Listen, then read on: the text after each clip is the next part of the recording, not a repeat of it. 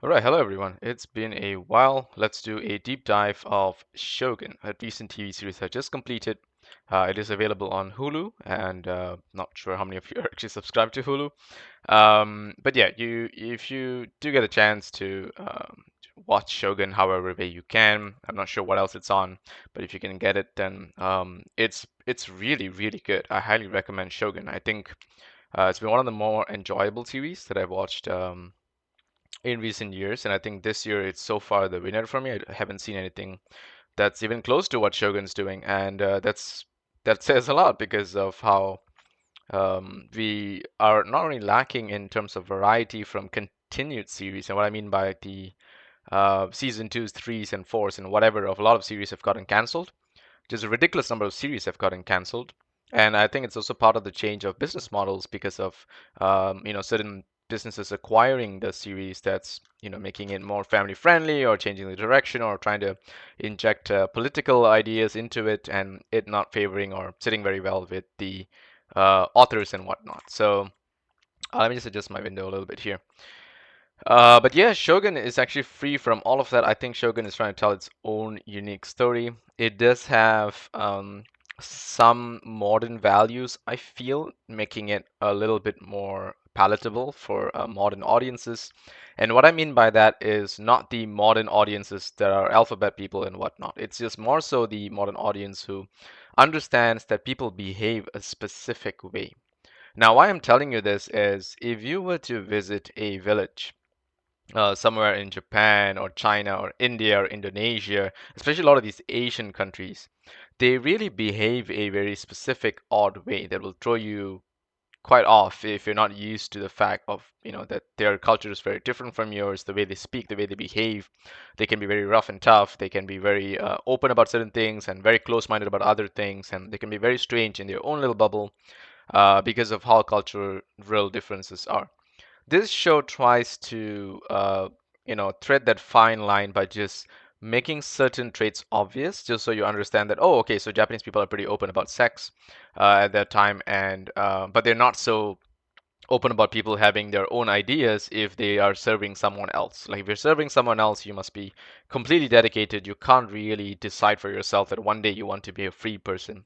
It doesn't work like that. So there's a lot of nuances that we wouldn't fully be able to understand. Even I myself wouldn't fully be able to understand unless I'm from that specific culture. But I'm just stating that I can sort of see it in a way because I've been a fan of like Japanese movies and anime from the sort of the tokusatsu era of Ultraman and Godzilla. So I've watched a lot of how people speak and behave, even like just 50 years ago, right? We're talking like Ultraman in the 70s and 80s. It's very different from how people spoke back then to how this show is trying to show them. So I feel like this show has modernized the way people behave in the Japanese culture, but I also kind of believe that it's also modernized the way the British guy behaves, who, John Blackthorne is sort of who is our eye into this world as a British person. So that's just the kind of something that you have to go in with. If you're not used to the culture, it might be a bit heavy for you. But if you're a person who just generally watches a lot of good TV and shows, then it should be pretty easily digestible. But yeah, you do have subtitles for the Japanese people who are speaking in Japanese, and I'm sure if you're Japanese, you could have subtitles like Japanese subtitles of the English people speaking in English. So that's kind of an interesting difference that you can actually, um, you know, uh, yeah, kind of a difference that you can actually compare. Aside from that, let's just get into the characters. So, Shogun, I've mentioned this in my recent reviews, because I was watching like gradually as the episodes came along. So there's 10 episodes in the first season and I just completed it. But as the episodes came out and built itself, it's really, really very grounded because it's a purely a realistic drama and it's sort of like a Game of Thrones of a realistic story which happened in Japan. And I think the one they're trying to highlight here is the era of Tokugawa. And if, in case you guys don't know, Tokugawa was a very, very powerful shogun, and I think the first of his kind, because I don't think Japan has had shogun before. Shogun is sort of this legendary figure that they aspire to be, and what they believe is a person who will unite all of Japan under one banner, a thing that hadn't existed at that time. So Japan was spread out to several banners, and they will usually vote by democracy, and they will have one emperor who rules in general across the the group of people who are controlling the respective houses. And each house will have their own fief, which is their own land, their own area, their own little kingdom, sort of, and they will generally all meet up together when needed. And yeah, that's just how it works. So Osaka is where the main kingdom was apparently at the time, and they will either be called there to report and whatnot. And the what do you call this? Edo is where Lord Tokugawa, I guess, will eventually form his kingdom. And I think here they've sort of censored his name to Toranaga. And I think there it's not just for how do you say, to sort of keep to prevent people from having spoilers, but I think it's also out of respect because Tokugawa is a very big deal to not just Japan but the rest of the world, considering how he managed to unite an entire nation under his name.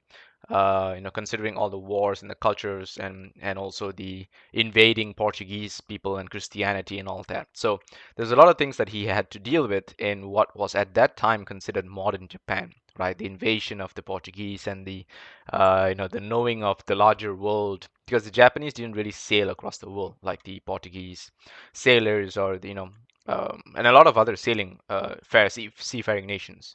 Japan was an island nation and they were seafaring, but they never really went out to map out the entire world. That was not a thing that they did. And so for them, learning about that from the people who were gradually invading them was kind of interesting because they collected knowledge just from people sort of visiting them and giving it to them. But yeah, it was a pretty interesting thing, and it was how they sort of figured out how the rest of the world looks like. And they sort of gave a version of it using John Blackthorne, trying to explain to Yoshi Toranaga how the world actually looks like and how it was decided between the British and the Portuguese that the world is going to be split in half. This half is mine, the other half is yours. And there's a war between the Portuguese and the British at the time. And the Queen was already in charge of England. And yeah, I'm not sure who exactly was running Portugal at the time. I probably have to look that up. But it was pretty interesting. So let's go through that. So the story starts off with John Blackthorne, played by Cosmo Davis, as is one of the British sailors. He's actually caught in a storm and ends up on Japan, and an island that they were expecting to get into somehow by taking what they call the Magellan's Pass, which is apparently a trade route, but it is swarming with Portuguese pirates and whatnot. And so they managed to escape that and they reached Japan, only to find out that there is, in fact, an infestation of the Portuguese Christians. And by the way, I'm being super rude. I have no disrespect for anyone who's Portuguese or Christians or whatnot. I'm just trying to approach it the way John Blackthorne did, because he absolutely despises these Portuguese traders because they were not the same kind of Christian background that he is. And I understand that you have the Protestants and the Catholics and whatnot. So I mean no disrespect. I'm just going through with the story, by the way. So John Blackthorne reaches Japan and he's like, oh, fuck all this, fuck all that, and he's just like, screw you Portuguese bastards and whatnot. And so he's just having a hell of a time trying to adapt to this new world, while his fellow sailors who are brought with him are actually caught and tortured by the Japanese people there, and he is put into the brutal reality that he's no longer at home in England, and he is in this very brutal land of people who have their own rules, their own tradition, their own methods of slavery and whatnot, and ownership, and all these kinds of rulership and all these elements that he has to try to deal with. And it's very interesting because it's very political in that sense, where these are elements that people really survived with back then, and being thrown into the world that once again brings this into the light. It's kind of nice to sort of take a step into the past and try to be there and believe in the world around you, and to think how you would have actually survived, or how people actually survived to the point where we are alive today. Because people were brutal, people were insane, people were all of these elements that are shown here. And this is not a fictional Game of Thrones. A lot of these stuff are pretty real. There may be some exaggerated elements in the story, but most of it is pretty darn real. So, yeah, I think Cosmo Jarvis, he plays a um, very not only somewhat cunning, but also a person who is believable in his acting throughout. I always feel like he is a very story-driven actor, and he's very much melding into the world around him. He doesn't really have too much gravitas to the point where he draws all the focus to him. He lives very much like he's actually there in the world. And I think a lot of that has to do with the brilliant set design that is involved in this story. It's just absolutely amazing to see every scene, makes you really believe like you're actually there in some of the places in Edo in Japan and whatnot. The clothing, the makeup, the simplicity of certain the approach to makeup as well, on not just John Blackthorne but all of the other actors is really very very well done. Um, as you can see, the world around, some of these shots that are taken, the way they have set up the Japanese homes. So the beautiful thing about Japan is that you can actually go to a home today and still find some of these elements still being maintained because of how strongly Japanese people hold to their tradition. And I think this is something that the British people can sort of appreciate as well because they too are pretty true to a lot of traditional elements and they try to keep it as much as they can. I know that there are certain parts in England where the buildings still retain the bricks from well beyond 200, 300 years, just as part of legacy and memory and also tradition. So yeah, it's very cool that I'm sure they should be able to easily recreate this because Japan has all of these elements and the availability of all of these tools that they used to have these oil lamps and the teacups and the teapots and the old sort of structures, the bows, even the swords. Since they have all these craftsmanship still existing and preserved until today, I believe that a lot of these things are very real and very practical assets that they've used, and very practical props that they've used in these scenes that are definitely really usable. Like I believe that they could have just made a bow that actually can shoot and kill. They would not have just used some dummy prop. Although I could be wrong, and I could just be just too much in belief with the set. But regardless, let's move on with the story. So, John Blackthorne ends up in this world where he's just thrown into and he has tried to adapt. He meets up with a translator, Toda Mariko, who's played by Anna Sawai, and she does a very good job. She's one of the more likable characters in the series. She has a lot of backstory to her, a lot of emotion, and she actually provides a good amount of gravitas and a very believable character who you can feel for and get behind. And then there is Yabushige, who is a vile and brutal leader of his village, who actually tortures a lot of Blackthorn's people. But he is actually seen as not so much of an evil person from the way he behaves, but more so by the way he schemes. Because he has actually pledged loyalty to Yoshi Toranaga, but he also holds loyalty to Ishido, who is in charge of the sort of the shogunate or the group of people who are running all the homes in houses in Japan. So Yabushige is actually playing Toranaga to get allegiance from Ishido so that he can expand his fief, which is his land. And then you have a lot of side supporting characters. Nagakado, who is the son of Toranaga. And then I believe Omi is the one who plays the nephew of Yabushige. Um, and yeah, there's a bunch of lot of supporting characters who do a really good job. I think Hiroyuki Sanada, this is a really good way to see his like the full extent of what he carries, the gravitas he provides, and the abilities that he has as an actor to make him not just look like a fearsome warlord, but also likable and sly all at the same time. And if you guys don't know who he is, he's a very famous actor, very good American Japanese actor. He has acted across multiple movies, Japanese American likes, and also a few other countries, I believe. I'm sure he has a huge portfolio that spans across the world, and a lot of people who are a fan of movies would have definitely come across at least one or two of his films. It's hard to avoid him because of the kind of portfolio that he has and just how good of an actor he is. And him playing him playing Yoshi Toranaga, who is likely very very likely what do you call this, Tokugawa, and that means that he is going to be the Shogun. It's very nice and very exciting that I can get behind the fact that it's being played by Hiroyuki Sanada, and it's going to be so so cool. And Ishido, who's played by Takehiro Hira, is also very, very nice. He's very well done. He's an evil guy. He wants to rule the shogunate. He wants to take over Japan, and he wants to get rid of Toranaga, who's challenging his rule. And he knows Toranaga is very sly, and he has his own ways of cheating people. He's a very good prankster and a mastermind. So Ishido is always on his toes. And even at the point that Toranaga has deceived many people to believe that he has given up. Um, and that allows him to get sort of political allies who believe they feel sorry for him, and they feel that Ishido is actually forcefully taking charge of people. Toranaga even sends Mariko to try to deceive people by showing how people in the Osaka castle are actually kept prison. Wait, let me just confirm. Yeah, that's right. It is the Osaka castle where they're being kept prison. And so, what do you call this? He comes up with a plan to show how to use Mariko as a way to show how this Ishido is actually trapping all the other leaders and trying to keep everyone there so that he can continue to run all of Japan by speaking as though he has all the wise. And all of these thoughts and why the rulers are in this array is because the original ruler of Japan at that time, he passes and he leaves behind a very, very young heir. And the heir is too young to rule, and so what happens is the Game of Thrones. And so Ishido takes charge as the person who at the time has the most power and the most senior. However, Toranaga just does still have a hand in things because he's also quite powerful in Japan as is, and he's also a renowned military leader, a person who has kept his town Edo very much as one of the more powerful cities in Japan. And so, yeah, it goes into a power struggle.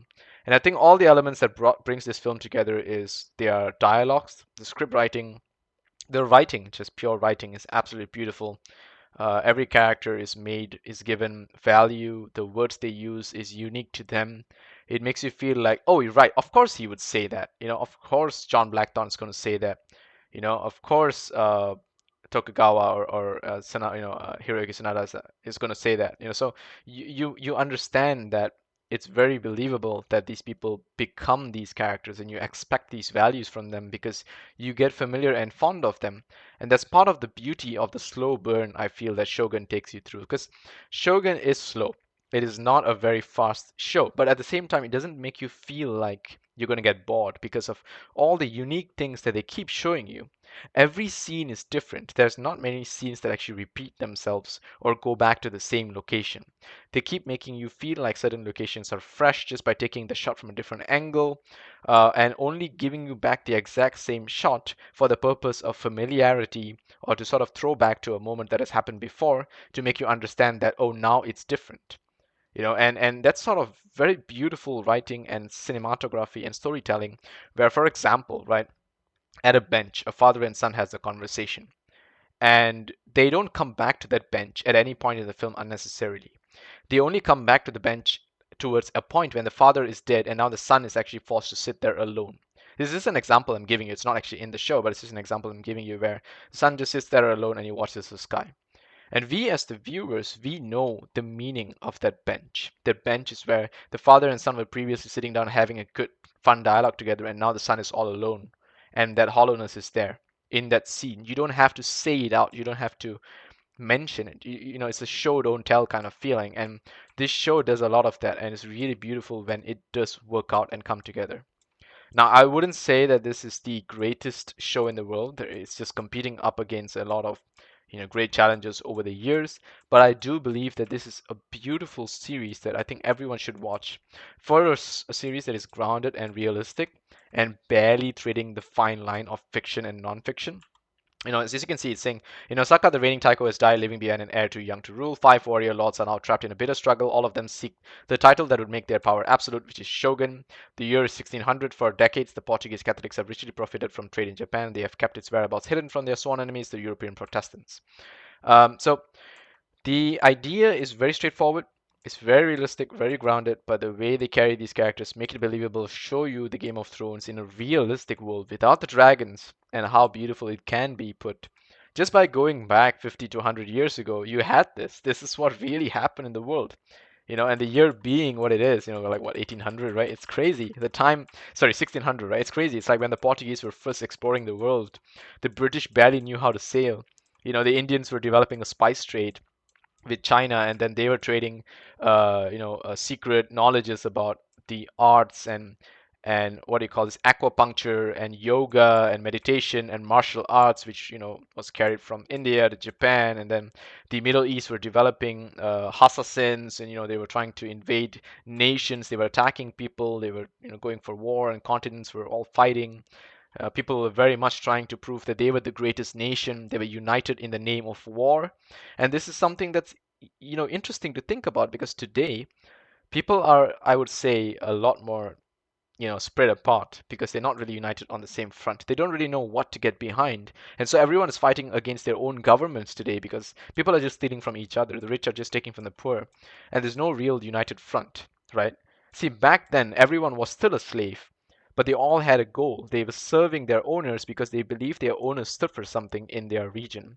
They believed their region meant something, and they believed that region meant for something important in the country, and the country meant something important in the world. And they all protected their own culture, their own tradition. Every state was very fierce about defending their own tradition. And this is like something that you can see in India, right? Like if you go to every state in India, every unique state has their own way of making curry. Curry is not going to be the same, and they're all proud of their own unique ways. And this is the same in China. This is the same in America. You go to a burger joint in America, every joint is so fierce about the way they want to make their burgers and fried chicken.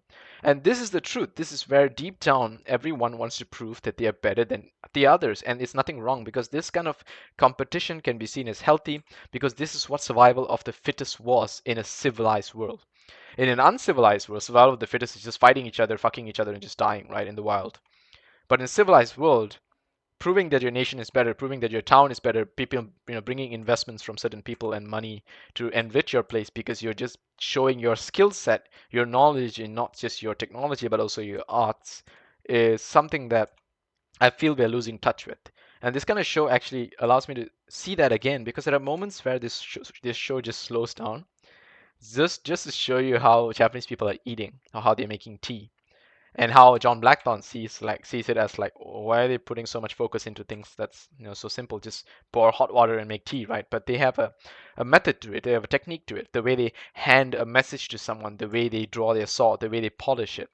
It's so unique and specific that they have these traditions that if you think about every culture around the world has, but we sort of have lost touch to it because we're so busy wasting our time on TikTok looking for shortcuts and hacks that we've forgotten the method of doing things, that used to be what we call tradition.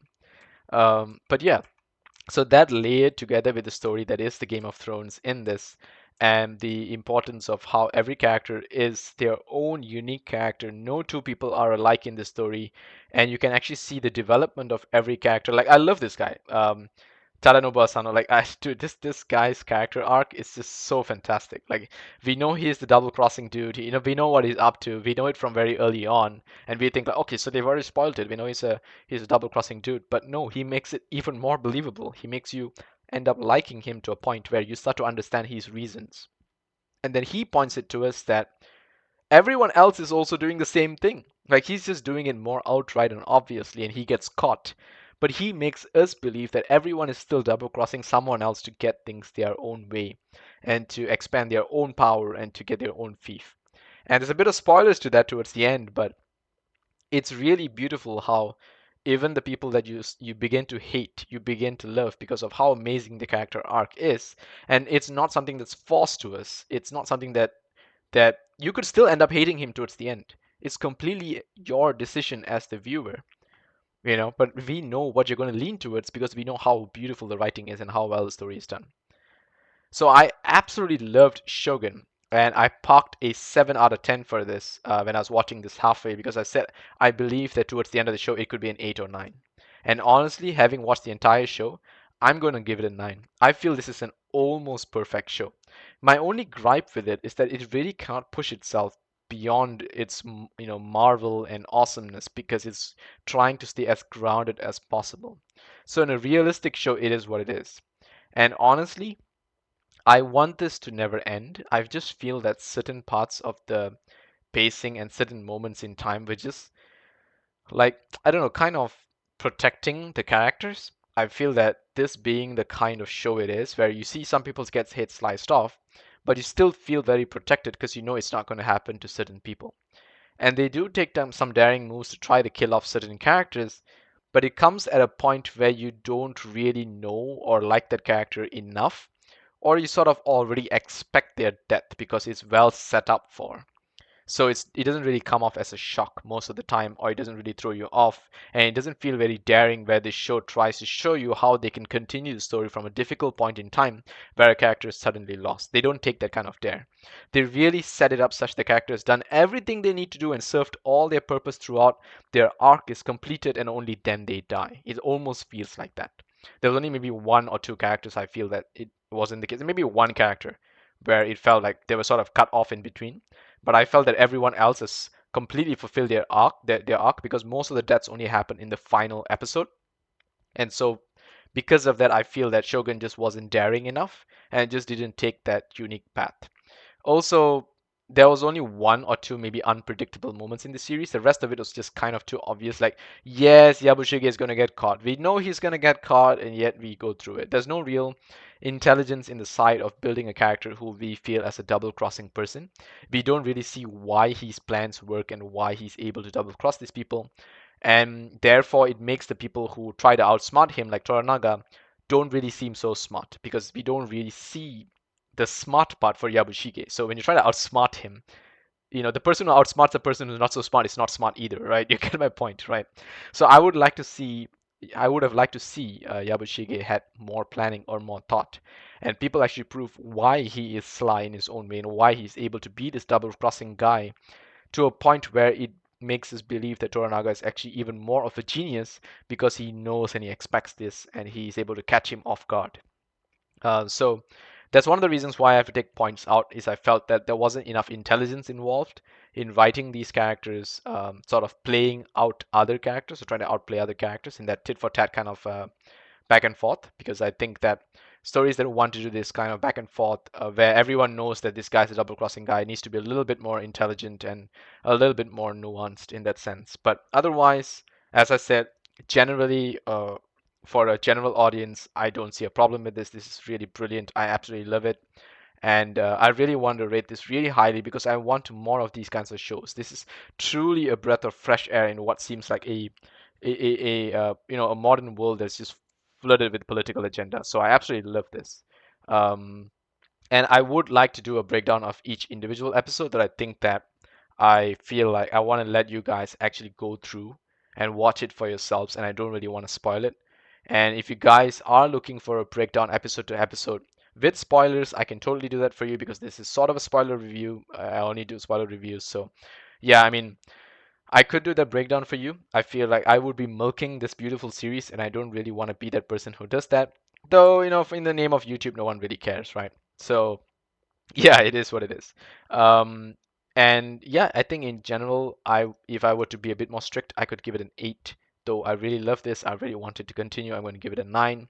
So that's where my judgment is because the music, the set design, the choreography, the cinematography all get full points. The acting gets points. The ideas get points. It's just the ingenuity or the shock factor or the thing that makes this show really stand out and make you want to sort of keep rewatching it is not really there because there's no real moment where you're like, how did he actually figure it out? Oh shit, I need to go back and watch this again because I'm so impressed by how this guy actually set this up from the beginning. We don't have that kind of a moment. Especially when it's all a story about a Game of Thrones and double crossing and intelligence in a very realistic world. They need to have one of those things, and we didn't really see it in season one. I would like to see it in season two, and I wish all the best to Shogun and their showrunners and all the actors involved because this is a beautiful series that you've brought to life, and I really can't wait for more. So that's my review of Shogun. Thanks so much for watching. I'll see you guys in the next one. Take care.